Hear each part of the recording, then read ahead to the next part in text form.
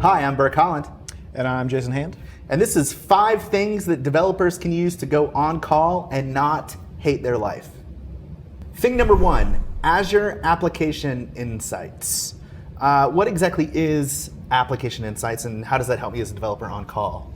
So Application Insights is actually an application performance management service that scrapes all kinds of information for you.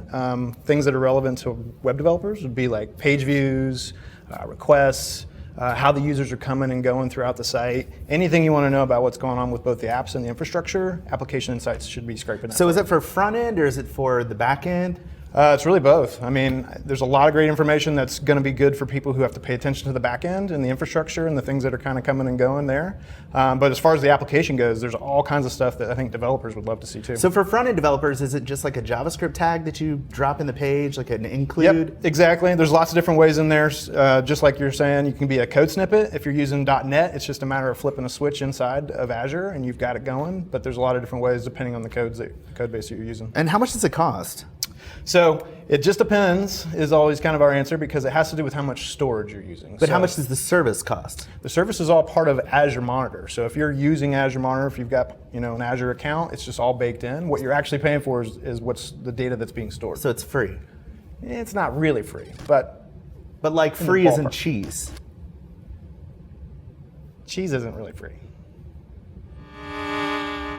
Thing number 2 is Azure Monitor for containers.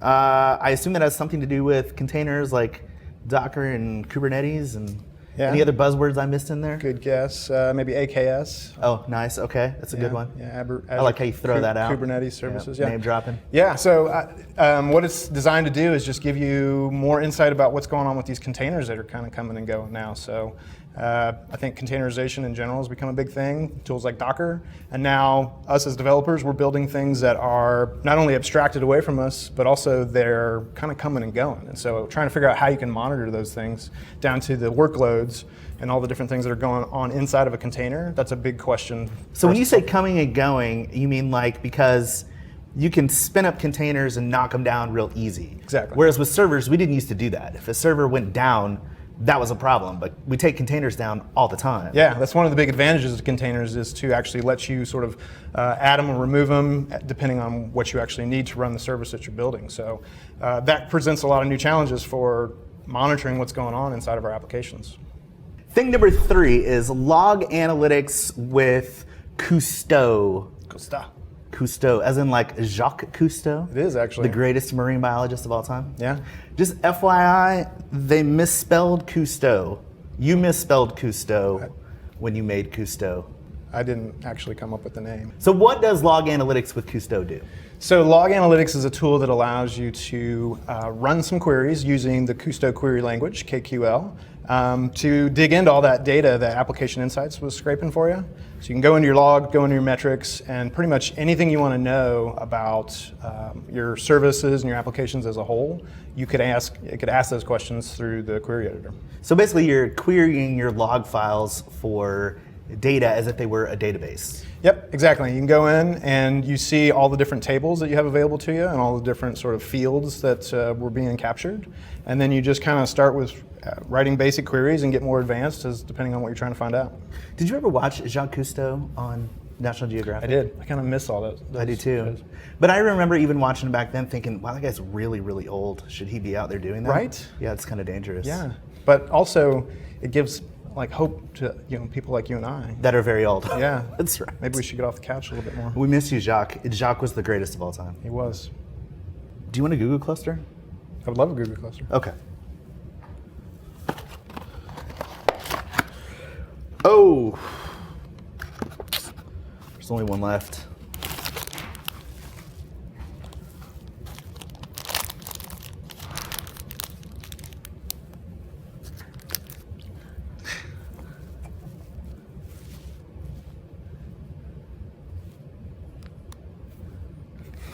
There's only one left.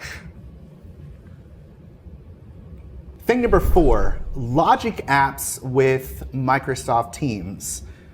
This one's a little weird for me. Yeah. What is logic apps and how does that work with Microsoft Teams? And maybe also what is Teams? Okay, start with Logic Apps. Logic Apps are kind of a workflow tool within Azure that allows you to stitch together a bunch of different services and data to create these sort of automated processes. And then Microsoft Teams is persistent group chat from Microsoft, which allows a lot of different teams from different aspects of the organization to get together and have long kind of running conversations. It allows you to share GIFs with your coworkers. Exactly. That's why it was invented. What if you don't use Teams?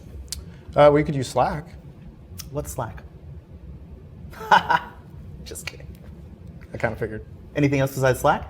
Yeah, there's a really great open source tool out there called Mattermost, which is kind of very similar to both Teams and Slack. Never heard of it. I'm not that cool though. I don't know thought you what were like all the cool kids are. No, look at me. I have a sweater vest on. That's true. Yeah.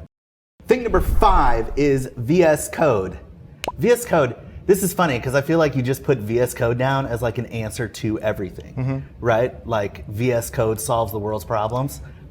You can't just say VS Code. What is it specifically about VS Code that makes developers' lives better who are on call? Well, it's all about the extensions, right? Like that's what everybody loves about VS Code.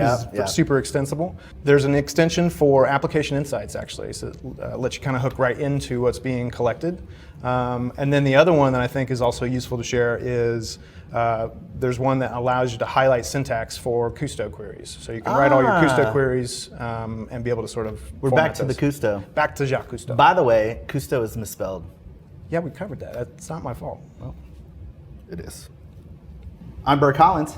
And I'm Jason Hand. And now you know 5 things developers can use to go on call and not hate their life.